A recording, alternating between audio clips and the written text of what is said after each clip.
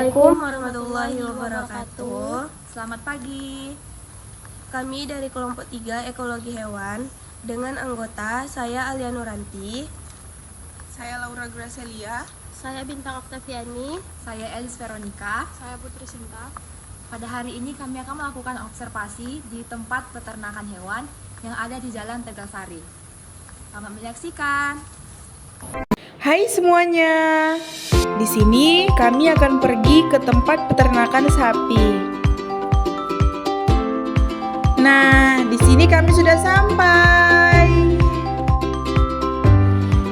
Ini dia tempat peternakan sapi yang akan kami lakukan wawancara dengan narasumber. Assalamualaikum warahmatullahi wabarakatuh. Waalaikumsalam.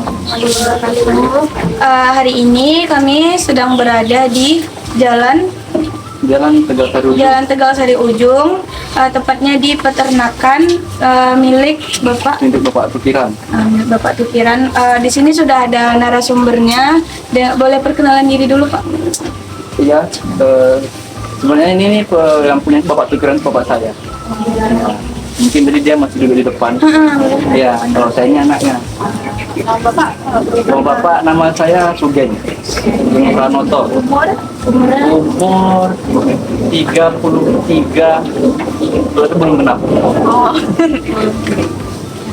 Kalau boleh tahu awal mula berdirinya ini kapan? Kalau berdirinya ini cukup lama ya. Dari tahun, kalau kita kesininya ini dari tahun 92. Dari tahun 92. Di sini tuh cuman sapi aja ya Pak, yang lain nggak ada? Ada, cuman kalau dicampur sama hewan lain itu dia nggak sinkron. Ada kambing, ada juga gitu, tapi nggak banyak. Jenis sapinya cuma satu jenis saja. Jenis sapinya nih, ini kayak gini namanya sapi lokal, begini. Yang warna hitam ya Pak? Warnanya yang hitam, merah, putih, abu-abu gitu tuh, sapi lokal namanya. Yang bercak kayak gini Pak? Sama, kecuali ini ada ini. Boleh nanti Iya, tunjukin aja. nanti aja. Itu amat sapi apa namanya? Sapi mental. Perbedaannya tuh sapi mental tuh prioritasnya besar ya badannya. lebih gemuk. Lebih besar, perawatannya lebih susah memang. Perawatannya sama Pak? Sama, cuman kalau saya mental tuh kalau disamakan perawatan dengan sapi lokal lama tumbuhnya. Makannya banyak? Makannya banyak, namanya sapi makannya banyak. Enggak, siapa tahu lebih banyak yang itu daripada Kalau yang saya lain. mental,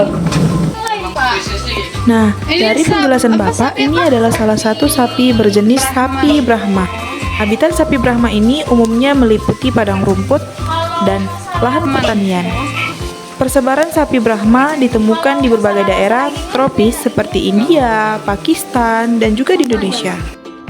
Keberadaan dan populasi sapi Brahmana di Indonesia semakin tinggi.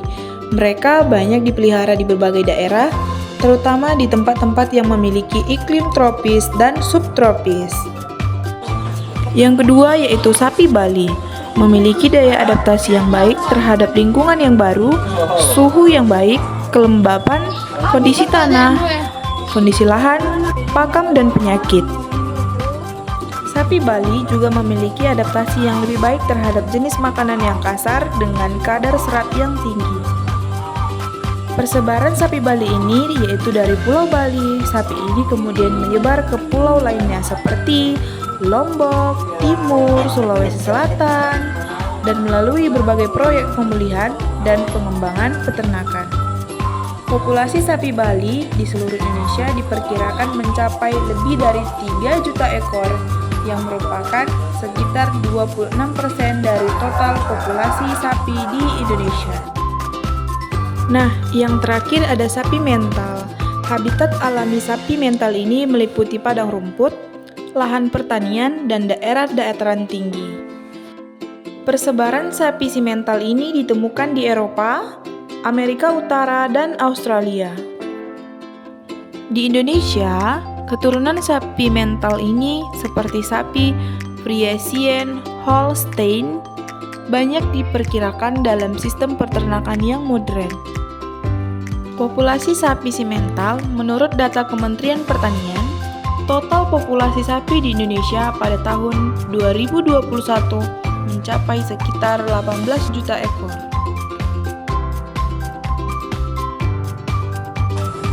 Kalau untuk peranakan sapinya sendiri bagaimana ya Pak? Kalau di kandang sini untuk peranakannya tuh kita nggak diprioritaskan di sini. Di sini pembesaran. Oh di sini berarti yang dari Pembesaran dari kita umur berapa Pak ngambilnya yang umur paling kecil umur 2 tahun. Dari umur 2 tahun baru sampai umur berapa? Sampai umur 2 tahun. Di sini kan ibaratnya kita ngejar tuh lebaran haji. Kira-kira timbangannya sampai berapa ya kalau misalnya pakai Kalau yang timbangan bagus dijual? Kalau timbangan, kalau berat badan sapi itu ya berat sapinya kita nggak bisa matikan ya. Kalau cuaca berpengaruh nggak Pak sama apa sapinya? Misalnya kalau kesehatan musim Pengaruh, hujan, cuaca pengaruh. Di sini lebih banyak sapi yang betina atau yang jantan? Kalau di sini jantan, Jantan lebih banyak. betina cuma 4. Di sana 2. kalau di sini juga Pak dikawinkan nggak dia? Kalau di sini sistemnya kawinnya nggak manual, sistem suntik. Terus berarti di sekitar ini ada yang lagi hamil gitu? Kemarin ada, tapi tiba-tiba hilang nggak tahu ngapa, guguran gitu. Faktor apa yang buat misalnya ada sapi yang tiba-tiba sakit, mati gitu kan Pak? Kalau sakit itu tuh kita nggak bisa memastikan ini gara-gara ini nggak bisa, karena dia tiba-tiba kelahi kan, jatuh luka kakinya, bisa bengkak, infeksi kita terlambat, bisa dia nanti tetanus. Yang mana ya kakinya Pak? Ini adalah salah satu sapi yang terlambat ditangani mengakibatkan terkena infeksi tetanus. Jadi nggak bakal bisa diri ya kalau nggak dibantu. Kalau dia melahirkan itu biasanya berapa anaknya? Sekali. Kalau sapi itu paling banyak melahirkan 1 ya, cuman dia kalau dia melahirkan paling banyak tuh selama dia hidup tuh mungkin 5 kali. Itu udah paling banyak. Itu paling udah mantap. Kalau dia misalnya dia melahirkan kan tentunya itu nggak diproduksi untuk dijual lagi gitu. Enggak, ini bukan sapi perah. Beda ya? Ini sapi potong. Iya. Iya. Untuk pemberian makannya ini berapa kali dalam satu hari ya Pak? Satu hari kita ngasih 2 kali, pagi sama sore. Untuk Pilihan rumput yang Pembelian rumput kita nggak ada yang pilih. Yang penting hijau. Nah, ini adalah proses pemberian makan untuk sapi-sapi peliharaan seperti yang dikatakan oleh narasumber, yaitu Pak Sugeng. Sapi diberi makan 2 kali sehari dalam porsi yang sama dengan rumput-rumput yang masih hijau. perawatannya sendiri Pak, Kalau perawatan nih, ya kita pasnya tuh 3 bulan sekali. 3 bulan sekali. Tapi kandang ini tetap dibersihkan setiap hari. Bersihkannya kita pagi sore juga. obat-obatan nggak Pak? Misalnya suntik sekali. Pakai kita misalnya kayak kemarin musim penyakit itu kita panggil dokter juga di sini kan, dokter hewan, kita suntik, divaksin, vitamin, cacing, pakai juga. Tapi kalau sapinya sendiri rentan nggak Pak terkena misalnya ada penyakit yang menular gitu Pak? Mantan itu makanya kita kalau Kakinya ada apa itu? iya PMK itu kemarin itulah pengaruh cuaca juga, karena kan dia lewat angin PMK itu. Sekali satu ini emang harus disuntik semua, kalau enggak dia langsung keluar. Harus dipisahin gitu Pak enggak? Dipisahin. Isolasi gitu ya Pak dia sendiri. Ini kan dia kan sambil potong nih Pak.